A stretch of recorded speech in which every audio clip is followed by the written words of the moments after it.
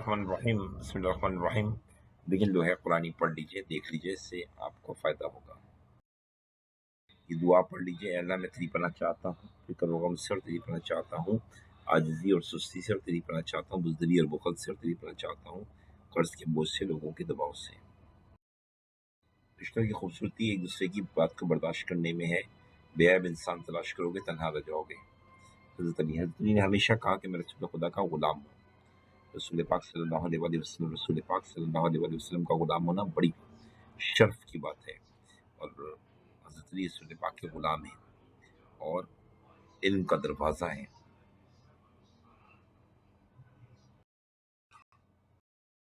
देखिए आज हम पढ़ेंगे रूज़ो को। रूज़ो के बारे में पढ़ते हैं। ये थिंकर ऑफ पैराडॉक्सेस हैं। थिंकर ऑफ पैराडॉक्सेस का मतलब होता है इनकी बातों में ना अगर आप सुनेंगे पढ़ेंगे तो आपको लगेगा कि कॉन्ट्रडिक्शन है, लेकिन कॉन्ट्रडिक्शन होती नहीं है। मिसाल के तौर पे इंसान पैदा फ्री हुआ है लेकिन जंजीरों में पाया जाता है। अभी ये बात क्या कह रहा है ये रूज़ो? हकीकत बात है कि इंसान जो है वो अल्लाह मैंने तो उसे पैदा फ्री किया है, लेकिन हमने उसे गुलाम बना दिया, हमने उसे नौकर बना दिया, हमने उसे मजबूर कर दिया हाथ फैलाने में। तो समझ में आया? तो पैराडॉक्सेस मतलब जो बाज़ाहिर बात आपको लगे कि ये तो समझ में नहीं आ रही, गलत है, लेकिन हो वो सही, इसे कहते हैं पैराडॉक्स। ठीक है ना? डिफरेंट व्यूज़ हैं इसके हॉब्स और लॉक से। हॉब और लॉक के जो व्यूज़ हैं वो उनसे ये थोड़ा सा मुख्तलिफ हैं। रोज़ो बाद में आए हैं, पहले हॉब है, फिर लॉक है, फिर रोज़ो है। ठीक है।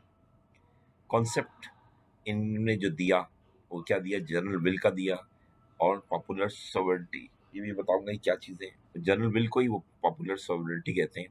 यानी सॉवरेनिटी का मतलब होता है कि जो सबसे ऊपर हो और सबसे बड़ी चीज़ हो, जो सबसे अहमियत की चीज़ हो, उसे कहते हैं सॉवरेनिटी। हमारे लिए खुदा है, सोवरन कहते हैं हम। ठीक है। इंग्लैंड पार्लियामेंट को सॉवरन कहता है, लेकिन रोजो जनरल विल को सॉवरन कहते हैं। ठीक है। डायरेक्ट डेमोक्रेसी के कायल हैं। ये कहते हैं कि आवाम जो है वो कानून बनाएगी। ठीक है। और जो हमारे यहाँ क्या होता है, पाकिस्तान के अंदर हम लीडर चुनते हैं, फिर वो लीडर कानून बनाते हैं। ऐसा ही होता है ना? लेकिन ये कहते हैं नहीं, ये कहते हैं नहीं, आवाम कानून बनाएगी और लीडर का काम ये होगा, गवर्नमेंट का जो पीएम होगा, जो भी होगा, उसका काम होगा उन कानून को इम्प्लीमेंट करे। वो खुद कानून नहीं बनाएंगे, आवाम कानून बनाएगी। ये बात इन्होंने कही। ये बज़ाहिर बड़ी मुश्किल बात है कि अवाम सारी बैठे वो कानून बनाए। वो एक तो अवाम बैठेगी नहीं, और बैठेगी तो वो एक राय पे आएंगे नहीं, आपस में लड़ाई झगड़ा कर देंगे। ये बड़ी बात ज़रा छोटे से मुल्क के लिए तो अच्छी है, लेकिन बहुत बड़े मुल्क के लिए डायरेक्ट डेमोक्रेसी ज़रा मुश्किल है। इनलाइटमेंट के ये खिलाफ हैं और रिप्रेजेंटेटिव डेमोक्रेसी के भी खिलाफ हैं। मतलब जो हमारे पाकिस्तान में है, जब हम एमएनए एमपीए चुनते हैं, फिर वो लॉ बनाते हैं, ये मानते नहीं, कहते डायरेक्ट डेमोक्रेसी है, रिप्रेजेंटेटिव डेमोक्रेसी नहीं, गलत है। बहरहाल फ्रेंच रिवॉल्यूशन, इनके इनकी तालीम लोगों ने पढ़ी तो सी से फ्रेंच रिवॉल्यूशन आया। याद रखिएगा इनकी किताबों को पढ़ के, इनके आर्टिकल्स को पढ़ के। लिबरल्स के लिए बहुत बेहतरीन है, जो आज़ाद ख्याल लोग हैं उनके लिए बड़ा अच्छा। रूज़ो को बहुत पसंद करते हैं आज़ाद ख्याल लोग, लिबरल जो आज़ादी पसंद करते हैं। ठीक है ना? और सोशलिस्ट भी इनको पसंद करते हैं। सोशलिस्ट हैं लोग, जैसे स्कैंडिनेवियन कंट्रीज़ हैं, नॉर्वे हो गया, मोरक्को, नॉर्वे हो गया, मिसाल के तौर पे फिनलैंड हो गया। ठीक है ना? ग्रीनलैंड हो गया। ठीक है ना? आइसलैंड है। ठीक है ना? ये ऐसी जगहों के लोग बड़ा पसंद करते हैं इनको, रूज़ो को। और डेमोक्रेट्स भी इनको पसंद करते हैं, और टोटलिटेरियन जो है ना, वो भी इनको बहुत पसंद करते हैं। हम पढ़ेंगे इनके बारे में आगे चल के। ठीक है। अच्छा, रूज़ो की अगेंस्ट एक चीज़ भूलिया बताना, ये इनलाइटमेंट के खिलाफ है। ये कहते हैं साइंस आर्ट्स के आने से मॉरलिटी जो है इंसान की, या यानी इंसान का जो मॉरल लेवल है वो गिरा है, बढ़ा नहीं है। ये इन्होंने बात कही थी कि यानी आज़ाद ख्याली से इंसान का जो मॉरल है वो बढ़ा नहीं है, कम हुआ है। ठीक है ना? और इस पर इनको अवार्ड भी मिला था। डायरेक्ट डेमोक्रेसी आपको मैंने बता दी क्या होती है, और रिप्रेजेंटेटिव डेमोक्रेसी क्या होती है वो मैंने आपको बता दी। अच्छा, ये पैदा कब हुए? 1712 पैदा हुए और 1778 में खत्म हो गए। स्विट्जरलैंड में पैदा हुए थे। ठीक है, स्विट्जरलैंड एक स्कैंडिनेवियन कंट्री है ये। इनकी अम्मा की बचपन में डेथ हो गई, अब्बा ने इनको छोड़ दिया था और ये बेचारे अकेले बड़े हुए। ठीक है ना। और 16 साल की उम्र तक ये स्विट्जरलैंड में रहे और कुछ भी नहीं करते थे, ऐसे ही घूमते फिरते रहते थे। फिर मजीद 16 साल इन्होंने अपनी लाइफ को और इधर उधर गुजारा और फिर फ्रांस चले गए। यानी 32 साल की उम्र तक इनका कोई वो नहीं था। कभी ये डांस, कभी गाने, कभी राइटिंग, कभी मुख्तलिफ काम करते थे। कभी पेंटिंग का काम, मुख्तलिफ काम इन्होंने गुजारे, 32 साल इसमें गुजारे। फिर ये फ्रांस चले गए। फ्रांस में गए तो वहाँ पे फ्रांस में रहने लगे। तो वहाँ पे 6 साल के बाद कंपटीशन हुआ डोटस का। डोटस क्या होता है? एक ऐसे था, उसमें कंपटीशन होता है। ऐसे जो लिखते हैं अखबार में, ऐसे आता है, जो जीतता है उसको मिलता है। तो ऐसे था, उसका उसका नाम था डोटस। क्या डोटस माने? The discourse of the arts and science. Discourse कहते हैं गुफ्तगू, talk, the talk on the arts and science. तो ये ऐसे था। तो इन्होंने बताया था ये इन्होंने कहा कि साइंस और आर्ट्स के और इनलाइटमेंट के आने से इंसान आगे नहीं गया है बल्कि पीछे आया है, स्पॉइल हुआ है। इनको प्राइज मिल गया, लोगों ने बहुत पसंद किया। फिर इन्होंने एक और कंपटीशन में 5 साल बाद हिस्सा लिया, वो था डोटाई। डोटाई, वो डोटाई माने the discourse of the origin of inequality. Discourse on the origin inequality के ऊपर था कि आदमी में अमीर गरीब ये तबकाबाजी जो है ना, इस पे था। इन्होंने लिखा ये। इनको प्राइज नहीं इस दफा जीता इन्होंने, लेकिन इनका ये ऐसे पढ़ा बहुत गया, बहुत लोगों ने पढ़ा, बहुत पसंद किया। और फिर उन्होंने एक और काम लिखा, जो है वो क्या नाम है, उससे पहले एक और चीज़ बता दूं कि जो इसी सेकंड जो ऐसे था डोटाई, उसमें स्टेट ऑफ नेचर की भी इन्होंने बात की और इवोल्यूशन ऑफ सोसाइटी की बात की। स्टेट ऑफ नेचर का मतलब है जब इंसान बुनियादी था, जब कोई कानून नहीं था, ना कोई बादशाह था, कुछ नहीं था, इंसान अपनी जिंदगी गुजार रहा था ना। जो गवर्नमेंट बाद में बनी, लॉ बाद में बने, यानी इब्तदाई एज जो दुनिया की थी। और फिर एवोल्यूशन ऑफ सोसाइटी, किस तरह से सोसाइटी आगे बढ़ी और किस तरह से आज सोसाइटी जो है कैसी शक्ल इख्तियार कर गई है। आज हमारे पास घर हैं, गाड़ियां हैं, बैंक है, दफ्तर है, नौकरियां हैं, लॉ है। ये सब सोसाइटी के अंदर क्या हुआ? ये एवोल्यूशन हुआ। एवोल्यूशन कहते हैं कि सोसाइटी के अंदर चेंज आना और तरक्की होना। ठीक है। अच्छा, और सोशल, तीसरा काम इनका था सोशल कॉन्ट्रैक्ट। इन्होंने सोशल कॉन्ट्रैक्ट पे काम किया, जो रूजो और क्या नाम, जो हॉब्स और लॉक कर चुके थे, इन्होंने भी सोशल कॉन्ट्रैक्ट पे काम किया। इनको भी शौक आया मैं भी करूं, तो उन्होंने एक सोशल कॉन्ट्रैक्ट पे भी लिखा। ठीक है ना। तो हम पढ़ेंगे सोशल कॉन्ट्रैक्ट में इन्होंने जनरल विल और जिसको पॉपुलर सोवरेनिटी का नाम दिया। और मैं बता चुका हूँ कि जनरल विल को उन्होंने हमेशा पॉपुलर सोवरेनिटी का। जनरल विल है क्या? जनरल विल होती है, और आगे बता देंगे जनरल विल होती क्या है।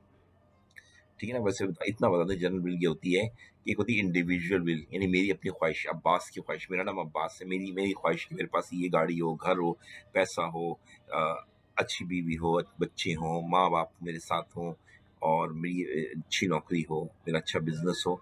ये है क्या? Private will.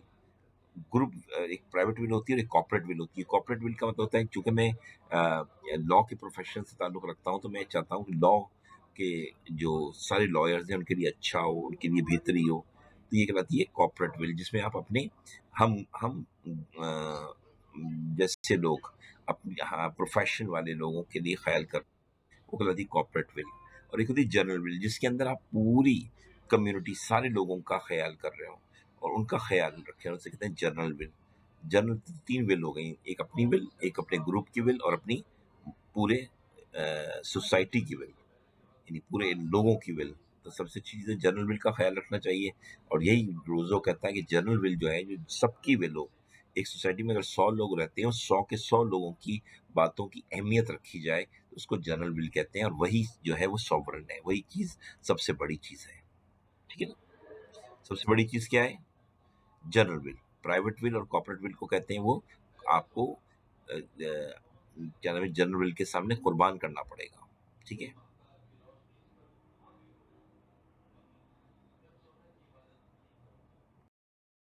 अब ये जैक्यूस रोजो इनका नाम है। ये एनलाइटमेंट के अगेंस्ट हैं, थॉमस हॉब और जो जॉन लॉक एनलाइटमेंट के फेवर में हैं, और ये एनलाइटमेंट के हमेशा खिलाफ थे। ठीक है, आगे बढ़ जाओ। क्लियर।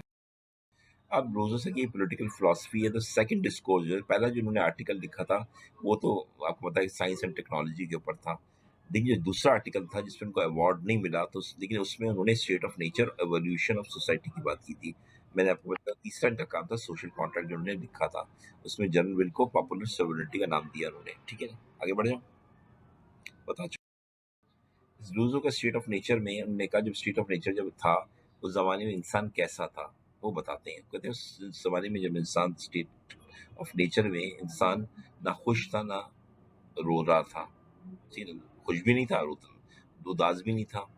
ठीक है ना, स्टेट ऑफ नेचर में जब यानी जब इब्तदाई इंसान, शुरू शुरू का इंसान, जब लॉ नहीं था, बादशाह नहीं था, सब नहीं था ना, मैं बता चुका हूँ स्टेट ऑफ नेचर किसे कहते हैं आप लोगों को।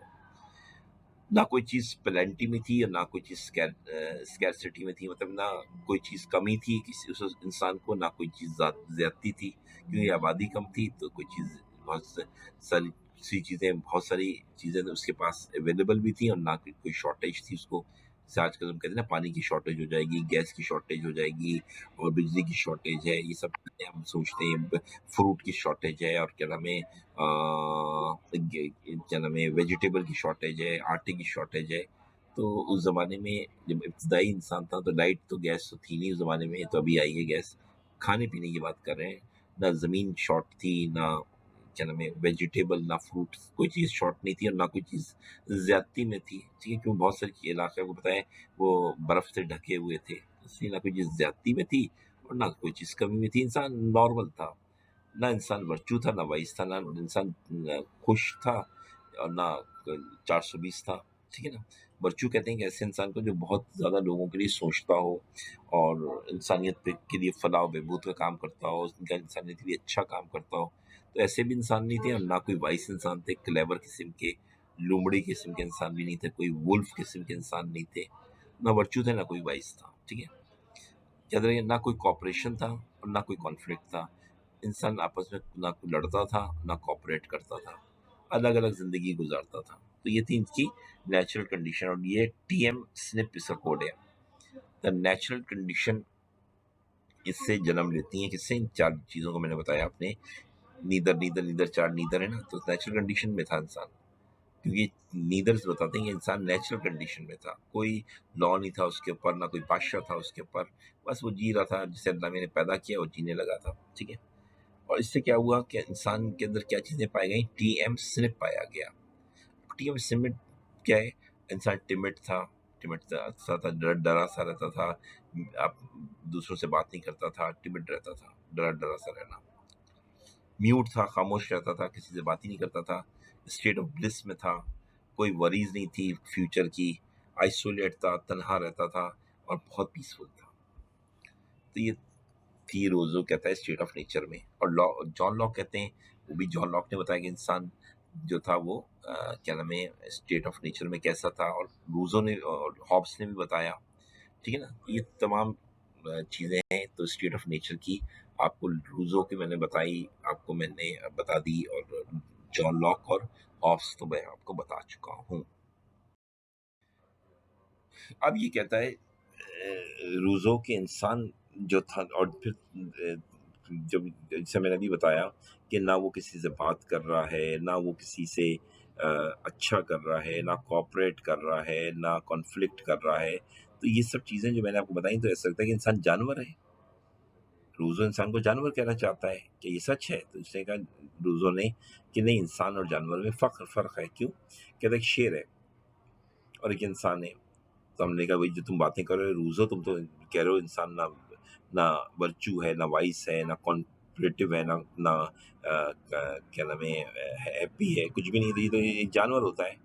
हमने कभी जानवर को हैप्पी नहीं देखा, ना सैड देखा, ना हमने जानवर को कोऑपरेटिव देखा, ना हमने कॉन्फ्लिक्ट में देखा। कॉन्फ्लिक्ट में देखा हो, कोऑपरेटिव तो कभी नहीं देखा। तो हमने कहा, नहीं रूजो, तुम झूठ बोल रहे हो, तुम इंसान को जानवर बना रहे हो, तुम इंसान को जानवर कह रहे हो। उसने कहा, नहीं, मेरी पूरी बात क्यों नहीं समझ रहे? कहता है, जानवर में और इंसान में ये फ़र्क है कि जानवर में कि 2 चीज़ें नहीं होती। जानवर में सब्र नहीं होता, इंसान में सब्र है। और जानवर के अंदर क्या नाम है, अपनी ख्वाहिश पे कंट्रोल नहीं होता। इंसान को अपनी ख्वाहिश पे कंट्रोल है। मिसाल के तौर पे रोजा रखता है एक आदमी, तो खाना नहीं खाता दिन भर, भूख लगती है लेकिन खाना तो नहीं खाता। लेकिन शेर को भूख लगेगी, खा जाएगा, अपने ही जंगल के लोगों को खा जाएगा शेर। क्या इंसान ऐसा करता है? नहीं करता ना। क्या इंसान में और जानवर में फर्क है, लूजो ने बताया। तो आगे देखते हैं। तो उसने कहा कि इंसान के अंदर एक फर्क है। मैन के अंदर जो है वो जानवर से उसे दो तरीके से अलग किया जा सकता है कि एक तो ability to decide oneself, यानी फ्रीडम है, वो अपने फैसले खुद करता है, ठीक है ना। Ability to decide oneself, अपने फैसले को खुद करता है, मुझे क्या करना है क्या नहीं करना है, और वो फैसले बड़े सोच समझ के करता है। जो जानवर तो सोच समझता नहीं है, वो अपने फैसले कर बैठता है। और इंसान के अंदर एक चीज होती है कि दूसरों का दर्द रखना, कि किसी शेर हिरन का दर्द रखता है क्या? शेर चीते का दर्द रखता है? जेबरा का दर्द रखता है? लोमड़ी का दर्द रखता है? नहीं ना। शेर को बादशाह है, ना लोमड़ी को शेर का दर्द है, ना शेर को लोमड़ी का दर्द है, ना चीते को हाथी का दर्द है, ना हाथी को गधे का दर्द है, ठीक है ना। इसलिए कोई दर्द नहीं होता एक दूसरे का। इंसान के अंदर देखें, किसी की तकलीफ सुनता है तो वो मदद करता है उसकी। तो ये इंसान के अंदर दो चीजें हैं। तो इंसान एक तो इसके पास फ्रीडम है कि वो अपने फैसले खुद करता है, उसके पास अकल है, और वो दूसरों का दर्द रखता है। यही चीजों को कहते हैं नोबल सेविज। ये नोबल सेविज है, ठीक है ना। ये इंसान के अंदर पाई जाती है नोबल सेविज, जो कि जानवर में नोबल सेविज नहीं होती। क्लियर हो गई बात? ये नहीं। व्हेन मैन बिकम सिविलाइज्ड, और कहते हैं जब इंसान सिविलाइज्ड हुआ, जब सोसाइटी में आके रहने लगा इंसान, तो इंसान खराब हो गया, रूसो कहता है। अलग अलग रहते थे तो खुश थे, अच्छे थे। अब इंसान सोसाइटी में आके रहने लगा, एक दूसरे से मिलने लगा, कॉपरेट करने लगा, और क्या नाम है, हैप्पी और सैड रहने लगा। इस तरह की चीजें आई तो सोसाइटी के अंदर करप्शन आ गई, और प्राइवेट प्रॉपर्टी की वजह से तो करप्शन बढ़ गई, और फड्डे फसाद शुरू हो गए। तो यहाँ जो नीचे वाला डब्बा ये बता रहा है कि जब स्टेट ऑफ नेचर खत्म होने लगा और इंसान सिविलाइज सोसाइटी में आने लगा, तो स्टेट ऑफ नेचर खत्म हो गया। तो करप्शन जो है वो सोसाइटी में आई, और इंसान करप्ट हुआ। क्यों करप्ट हुआ? कि जब एक दूसरे से मिला तो एक दूसरे से उसने फ्रॉड किए, एक दूसरे के साथ लड़ाई की। अलग अलग रहते थे तो ठीक थे, अब मिलने लगे तो एक दूसरे को के साथ खराबियां पैदा करने लगे, और प्रॉपर्टी आ गई तो प्रॉपर्टी आने से हविस बढ़ गई, लालच बढ़ गई कि मेरे पास प्रॉपर्टी हो। जिसके पास थी वो और चाहता था मेरे पास प्रॉपर्टी, और जिसके पास नहीं थी वो जलने लगा, चिढ़ने लगा कि ये अमीर क्यों है, ये गरीब। आपने देखा होगा, आपके कजन जो है आपका ए ग्रेड आ जाए, आपके कजन का ए ग्रेड नहीं आए, तो वो आपसे चिढ़ने लगता है। या आपके पास एक कार हो उसके पास नहीं हो तो चिढ़ता है, आपके पास घर हो उसके पास नहीं हो तो चिढ़ता है।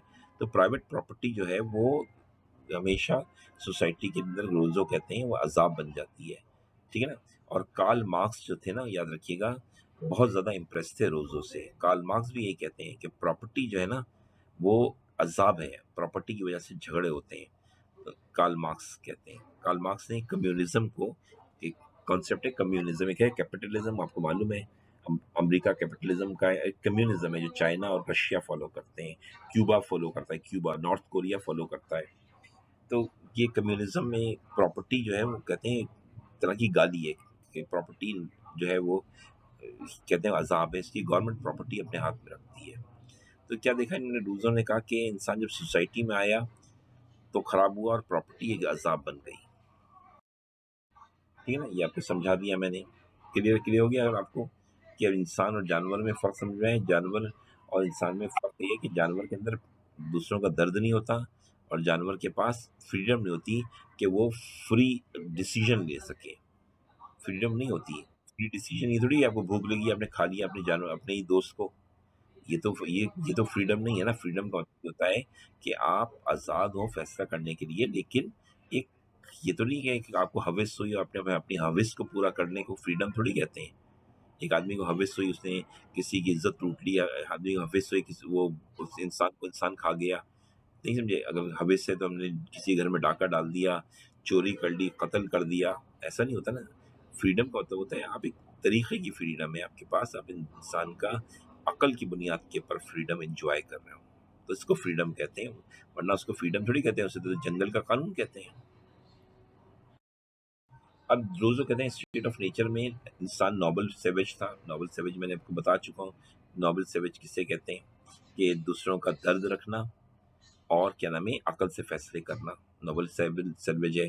Philosophical historical of the evolution of human society की जो एवोल्यूशन हुई स्टेट ऑफ नेचर फिर ख़त्म होना शुरू हो गया। ठीक है ना। जब स्टेट ऑफ नेचर ख़त्म हुआ तो फिर अजाब आ गया, लड़ाई झगड़े हुए, तो उसके नतीजे में सोशल कॉन्ट्रैक्ट करना पड़ा। सोशल कॉन्ट्रैक्ट जो किया हमने वो जर्नल विल की बुनियाद पे किया। सारे लोग बैठे और उन्होंने कहा जो कॉमन इंटरेस्ट है जो 100 आदमी है तो 100 आदमियों का कॉमन इंटरेस्ट है, उसकी बुनियाद पे लॉ बनेंगे। किसी एक आदमी को प्रिविलेज नहीं मिलेगी, किसी एक आदमी को तरजीह नहीं दी जाएगी। कॉमन विल को कहते हैं journal will.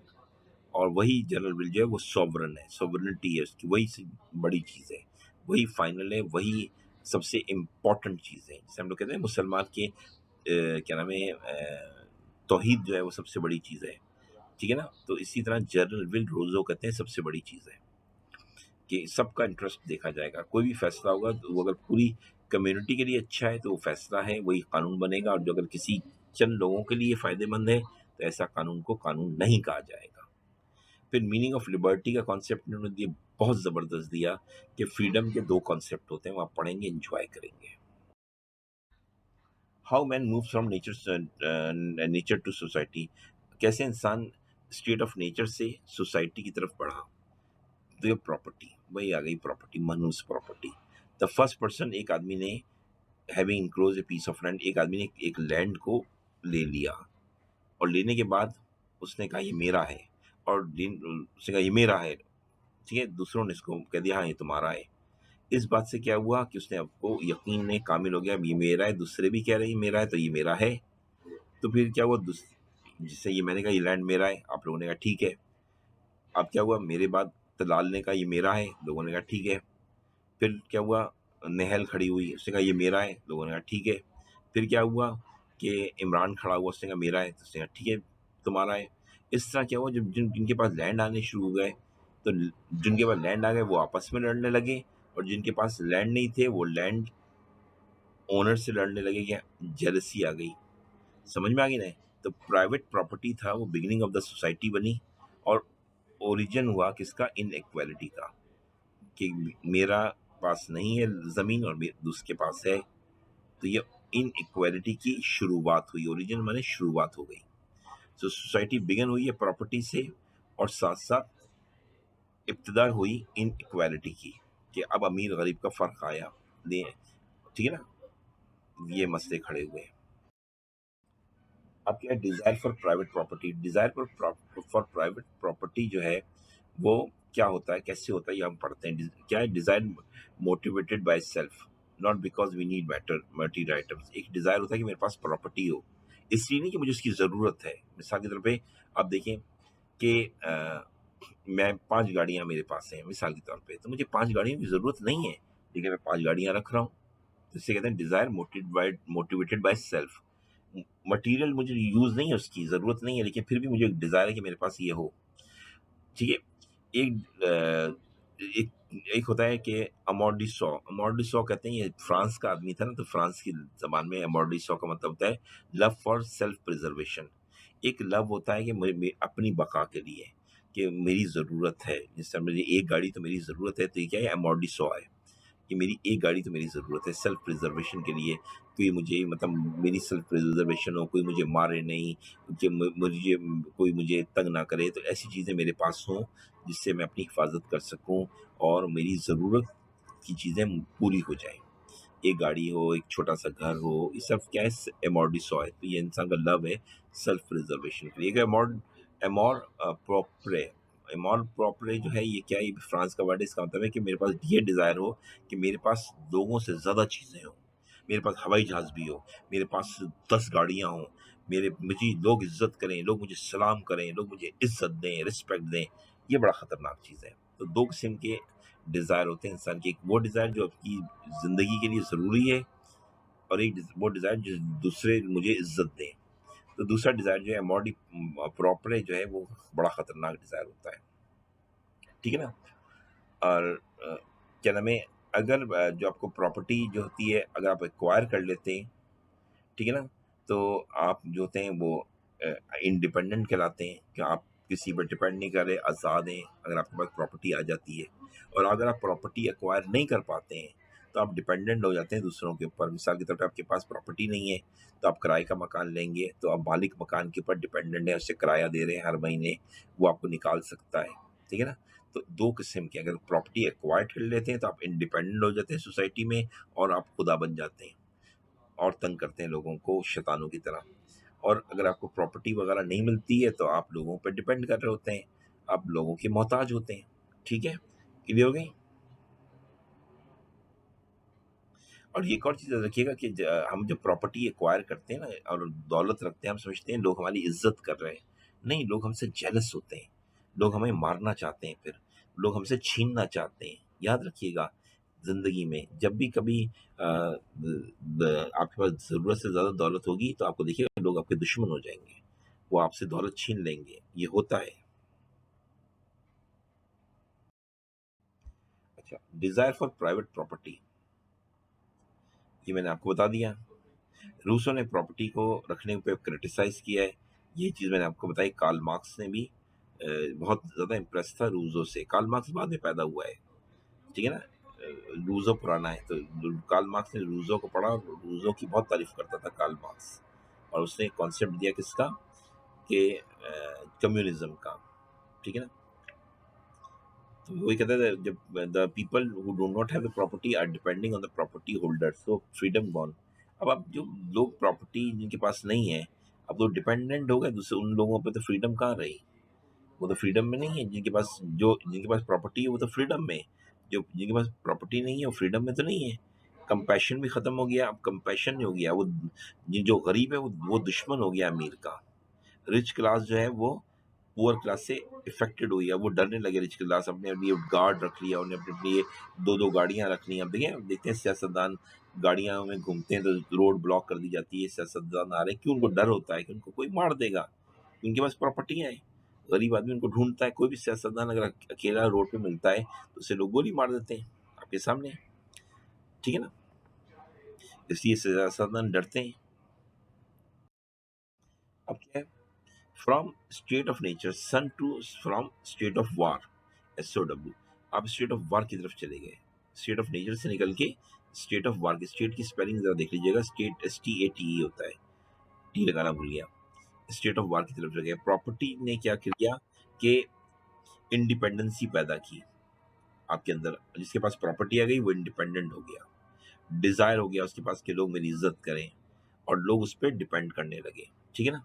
Natural feeling of compassion जो था वो खत्म हो गया, और सोसाइटी जो है में जो कंपैशन होता था, मैंने बताया सोवियत जो था वो कॉन्सेप्ट खत्म हो गया। अब दुश्मनी, इनमें कहते हैं दुश्मनी को, बुक्स को, दुश्मनी बुक्स और कंपटीशन आपस में शुरू हो गया। जिसके पास लैंड था तो वो कंपटीशन करने लगा उस आदमी के पास जिसके पास दो लैंड थे, और जिसके पास लैंड नहीं था वो उस आदमी से कंपटीशन करने लगा जिसके पास एक लैंड था। तो ये आपस में सोसाइटी में ये घटमट शुरू हो गई। अब सोसाइटी में जिसमें हम रह रहे हैं स्टेट ऑफ वार बन गई है, जिसमें एक दूसरे की आदमी प्रॉपर्टी छीनने की कोशिश कर रहा है। तो रोजों ये बताते हैं ये हालात हो गए जब अब स्टेट ऑफ नेचर से स्टेट ऑफ वार की तरफ कन्वर्ट हो गए हम लोग। क्या हुआ? तो कहते हैं फिर लोगों ने सोशल कॉन्ट्रैक्ट किया। सोशल ये कॉन्ट्रैक्ट ये किया कि सब मिलकर बैठे, उन्होंने कहा भाई एक सोशल कॉन्ट्रैक्ट करते हैं, और ताकि ये जो खौफ की माहौल पैदा हो गया है, दुश्मनी का माहौल पैदा हो गया है, इसको खत्म करें, बिल्कुल खत्म करें। तो ये पहला सोशल कॉन्ट्रैक्ट हुआ। लेकिन इसमें ये हुआ कि जो रिच क्लास थी उसने अपनी मर्जी का सोशल कॉन्ट्रैक्ट बना दिया और गरीबों को नजरअंदाज कर दिया। इसलिए ये कॉन्ट्रैक्ट जो था सोशल कॉन्ट्रैक्ट पहला वाला जो बनाया सोसाइटी में, वो बताते हैं ऐसा हुआ, हुआ होगा मुझे तो नहीं पता, तो वो फेल हो गया। वो इलिजिटिमेट कॉन्ट्रैक्ट था, नाजायज कॉन्ट्रैक्ट था, क्योंकि इसमें अमीर अपने हिसाब से कानून बना रहे थे, और फिर वो उस गवर्नमेंट से कहते थे कि और ये करो, और गवर्नमेंट उनके हाथों में, अमीरों के हाथों में कठपुतली थी, और गवर्नमेंट वो करती थी जो अमीर कहा करते थे। तो ये वाला, और गरीब बेचारे बेकार थे, बेबस थे। तो कि ये इसके बाद क्या हुआ, इसके बाद ये हुआ कि ये वाला कॉन्ट्रैक्ट को लोगों ने रिजेक्ट। ठीक है ना? तो स्टेट ऑफ नेचर में फ्रीडम थी, और क्या नाम है, प्रेजेंट कंडीशन में क्या हुआ, डिपेंडेंसी आ गई और इनइक्वालिटी आ गई। क्या एक गरीब जो था डिपेंड करने लगा अमीर के ऊपर, गरीब और अमीर का कॉन्सेप्ट पैदा हुआ, अमीर और गरीब का मतलब हो गया इनइक्वालिटी आ गई। जबकि स्टेट ऑफ नेचर तो ज़्यादा अच्छी थी, इसमें फ्रीडम थी इन और इक्वालिटी भी थी। ये तो अज़ाब में आ गए। पर फिर लोगों ने कहा हम वापस स्टेट ऑफ नेचर में जाना चाहते हैं। तो जब सोसाइटी बन गई और हमें सोशल कॉन्ट्रैक्ट वन बन गया, तो अब तो लोग वापस नहीं जा सकते थे कि सोशल वापस जाए social sorry state of nature में वापस जाएं, तब तो जा ही नहीं सकते। तो फिर एक नया सोशल कॉन्ट्रैक्ट की ज़रूरत पड़ी, कोई नया सोशल कॉन्ट्रैक्ट किया जाए। नहीं ये दिया था क्या जो सोशल कॉन्ट्रैक्ट था, पर वो जो लॉक ने भी दिया था सोशल कॉन्ट्रैक्ट, जॉन लॉक ने, protection of the life and property of each member, हर आदमी की लाइफ और प्रॉपर्टी की हिफाजत होनी चाहिए। ये रोजो ने भी कहा कि हाँ सही है ये बात, तो ये होना चाहिए सोशल कॉन्ट्रैक्ट के अंदर। और दूसरी बात कही कि by forming a social contract each person obey only himself और one remains as free as they were before. और इंसान जो है वो ईच पर्सन को ओबे करे, each person obeys only himself और one remains as free as they were before. और उन्होंने ये कहा कि जो ऐसा सोशल कॉन्ट्रैक्ट हो कि इंसान ऐसा फ्री रहे जैसा कि स्टेट ऑफ नेचर में रहा करता था। तो वो तो मुमकिन नहीं था ना कि वो ऐसा किया जा सके। ये तो किया जा सकता है कि लाइफ और प्रॉपर्टी को दोनों को आप प्रोटेक्शन दे दें सोशल कॉन्ट्रैक्ट से, लेकिन वो वाला सोशल कॉन्ट्रैक्ट जिसमें आदमी फ्री रहता था और आप अपने आप अपनी ख्वाहिश को ओबे करवाता था, वो तो नहीं हो सकता था। तो ये चीज़ इसकी आ गई। अगेन एक पैराडॉक्स के, एक कॉन्ट्रैक्ट किया जाए, forming a contract means giving a part of one's freedom. एक इंसान को फ्रीडम दे दी जाए। How can be as free before even after the contract. अब आदमी कॉन्ट्रैक्ट कर लेगा कि जब कह देगा कि मैं इन आपस में कि हम एक असूलों पे चलेंगे। एक बात यह है कि आप कहते हैं कि आदमी फ्री हो और एक कॉन्ट्रैक्ट कर ले कि मैं आप आपस में बैठ के 10 आदमी, एक सोसाइटी में 100 आदमी रहते हैं, वो कॉन्ट्रैक्ट कर लें कि हम एक दूसरे की बात मानेंगे। तो फिर इसका मतलब हुआ कि फ्री तो नहीं हुए। फ्री का मतलब ये होता है कि मैं अपनी अपनी मनमानी करूं। अब तो मुझे 100 लोगों की बात भी माननी पड़ेगी। तो यहाँ ये पैराडॉक्स है ना, एक तरफ रोजो कह रहे हैं कि आदमी को फ्रीडम दी जाए और एक तरफ रोजो कह रहे हैं कि सोशल कॉन्ट्रैक्ट हो। अगर 100 आदमियों का एक सोसाइटी में, तो 100 आदमी एक दूसरे की बात का लिहाज रखें, एक दूसरे की ख्वाहिश का लिहाज रखें। जब एक आदमी लिहाज की बात करते हैं तो फिर वहाँ पे देखें फ्रीडम तो ख़त्म हो जाती है। मैं शादी से पहले मेरी फ्रीडम थी, मैं आराम से घर आता था, देर से आता था। अब मैं शादी के बाद सोचता हूँ कि मुझे घर जाना चाहिए, मेरी माँ, मेरी बीवी, मेरे बच्चे मेरा इंतज़ार कर रहे होंगे।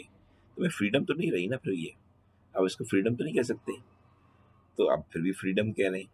तो लॉक, अब ये इनकी रूज़ों की बात की ना, समझ में नहीं आ रही। ये पैराडॉक्स है। पैराडॉक्स तो कहते हैं जो बात समझ में नहीं आए, जो बात बात दिमाग में समझ में नहीं आए, हो वो सही लेकिन समझ में ना आए।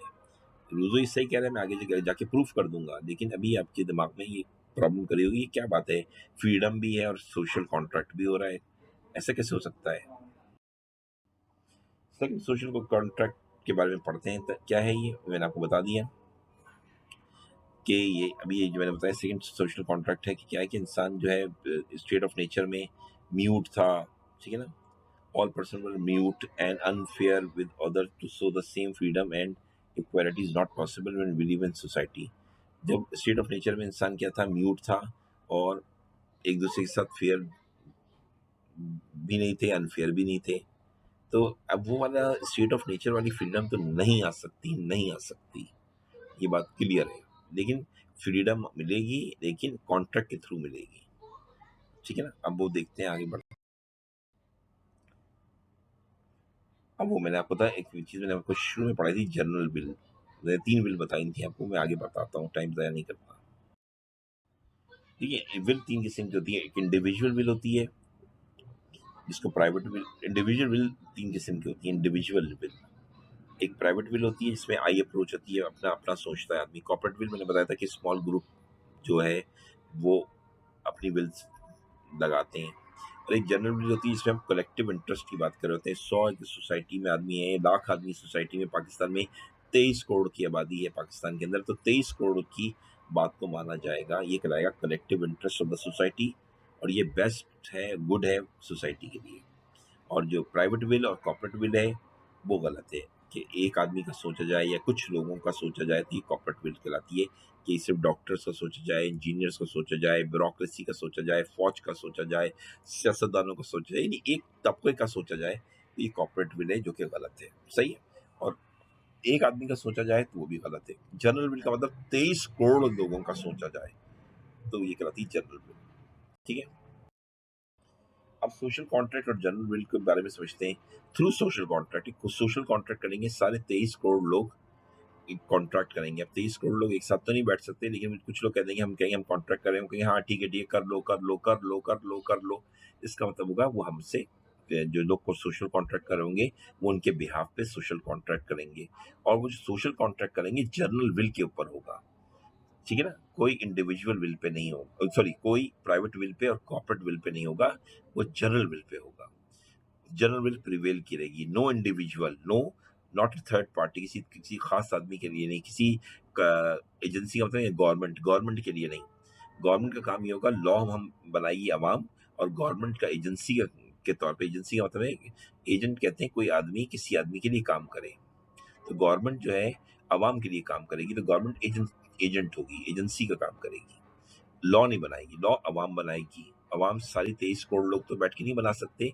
कुछ लोग जो है अवाम के नुमाइंदे जो होंगे वो कहेंगे कि हम लॉ बना रहे हैं, बना लें, ओके यहाँ बना लो। ठीक है। तो वो अवाम के जो होंगे वो लॉ बनाएंगे, और गवर्नमेंट के जो नुमाइंदे होंगे जिनको हमने वोट दिया है, वो सिर्फ हमारे अवाम के बनाए हुए कानून को इम्प्लीमेंट करेंगे, इन्फोर्स करेंगे। ठीक है। समझ में आ गया? क्लियर? अब जॉन लॉक कहता है कि जो लॉ गवर्नमेंट बनाती है और उस लॉ के अंदर आपको कोई चीज़ मना नहीं है, तो उसके लिए आपको फ्रीडम है। जैसे हम पाकिस्तान में फ्रीडम ऑफ स्पीच है, फ्रीडम ऑफ स्पीच है, लेकिन फ्रीडम ऑफ स्पीच के साथ ये कहा गया है कि आपको बोलने की इजाज़त है, लेकिन झूठ नहीं बोलना है। आप सच बोल रहे हैं तो फ्रीडम ऑफ स्पीच है। फ्रीडम ऑफ प्रेस है, हमारे देखें अखबारात और टीवी खूब बोल रहे होते हैं, फ्रीडम ऑफ गवर्नमेंट ने दी हुई है। तो हर वो चीज़ फ्रीडम है जो आपको गवर्नमेंट ने दी हुई है। या गवर्नमेंट ने खामोश है, तो सिगरेट पीने पे गवर्नमेंट खामोश है, आप सिगरेट पीते हैं। अब कोई कहे क्यों पी रहे हो, ये तो नुकसानदेह है, लेकिन क्या है कि चूंकि गवर्नमेंट ने लॉ नहीं बनाया तो हम सिगरेट पी रहे होते हैं। ठीक है ना। हम देर से सो रहे हैं, तो गवर्नमेंट ने लॉ नहीं बनाया है। नमाज नहीं पढ़ रहे हैं, गवर्नमेंट ने लॉ नहीं बनाया है, तो इसलिए हम आज़ाद हैं, ये करें ना करें। जहाँ गवर्नमेंट लॉ बना देगी, सिग्नल का लॉ है, गाड़ी चलाते हुए लाल बत्ती पे रुकना है, आप नहीं रुके तो आपको चालान देना पड़ेगा, आपको पेनल्टी लगेगी, आपको पैसे देने पड़ेंगे गवर्नमेंट को।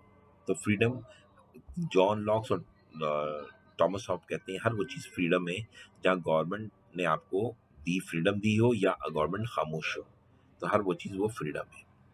रूजो का ख्याल इससे मुख्तलिफ है। रूजो कहते हैं कि आप general will, when a man is force to be free, means इंसान कब फ्री है, उस वक्त फ्री है जब वो जर्नल विल को फॉलो कर रहा हूँ। अब फिर वही पैराडॉक्स आ गया। अब जर्नल विल को अगर मैं फॉलो कर रहा हूँ, मैं 23 करोड़ की बात को मान रहा हूँ, तो मैं अपनी बात तो नहीं मान रहा। फिर इसका मतलब तो रोजो कहते हैं जर्नल विल को मानने का मतलब ये है कि आप अपनी बात मान रहे हो। आप भी इंसान हो, वो भी इंसान है, इंसान इंसान एक होता है, इंसान इंसान का भला चाहता है, इंसान को इंसान की भलाई सोचनी है। यह है जनरल विल। और अगर आपसे ये कहा जाए कि आप जनरल विल को फॉलो करें, तो इसका मतलब है आपको फ्रीडम दी जा रही है, या दूसरे आदमी के लिए भी फ्रीडम है, आपके लिए भी फ्रीडम है। समझ में आया? नहीं, ये मैं वाली कहानी नहीं करो।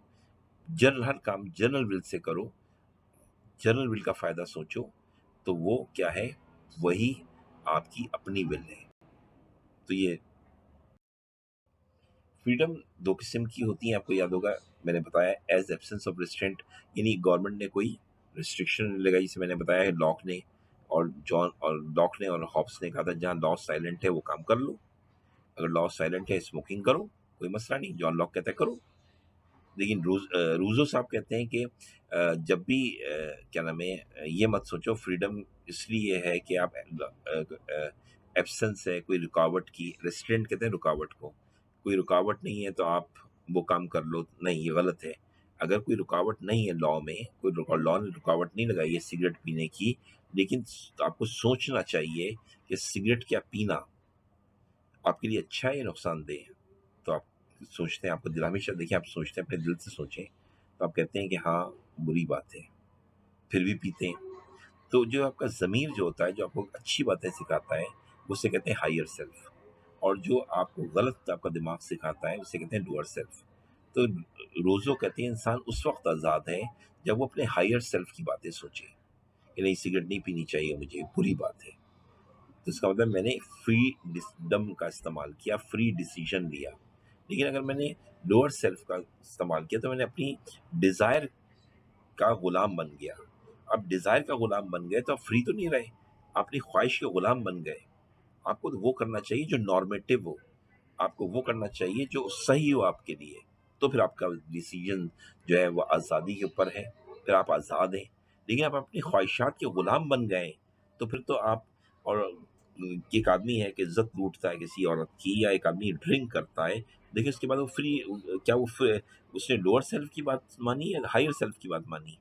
तो आप कहेंगे जैसे ये तो उसमें चला जाएगा लॉ में। अगर वो रेप करता है मिसाल के तौर पे, वो अगर क्या नाम है ड्रिंक करता है, तो उसे सज़ा मिलेगी। मैं कहा ठीक है, चलो मैंने ये मिसाल गलत दे दी।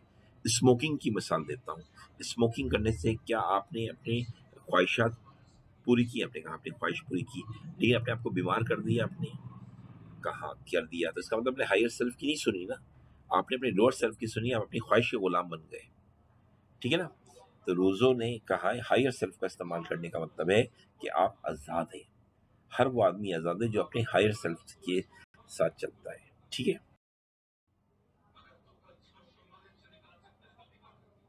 ये वही वाली बात बता रहे हैं।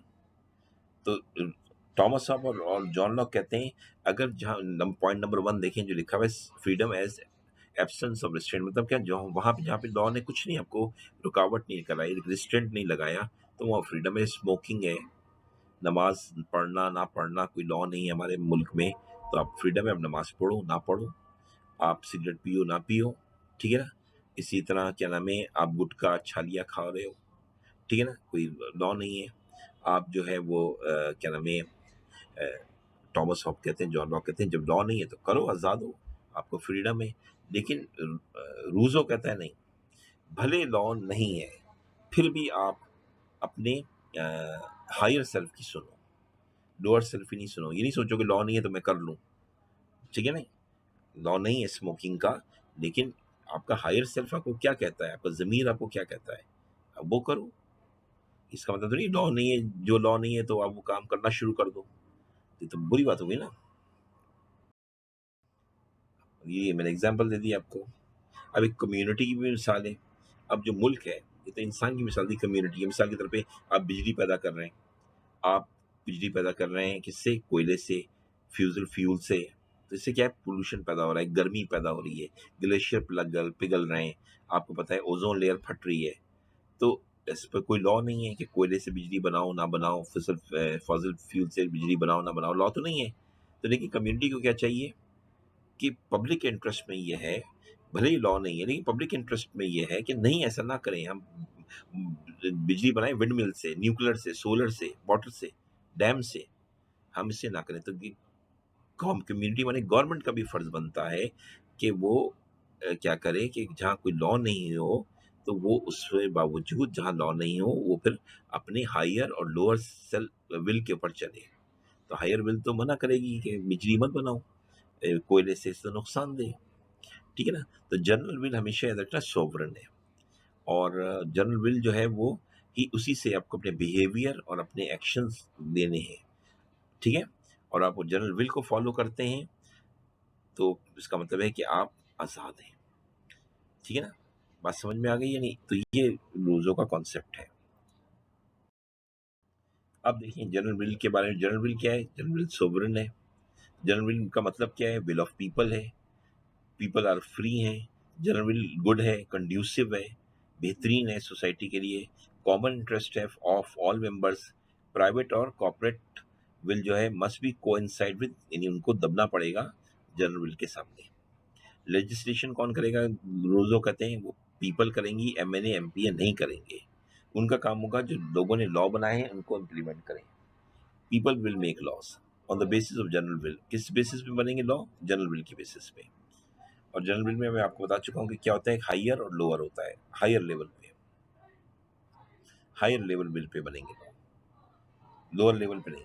Government is an agency, government का काम एजेंसी का है, वो लॉ जो बनेंगे उसको इन्फोर्स कराएगी, इम्प्लीमेंट कराएगी, और एग्जीक्यूटिव का काम करेगी और अदालत का काम करेगी गवर्नमेंट, लेकिन कानून नहीं बनाएगी, कानून अवाम बनाएगी, पीपल।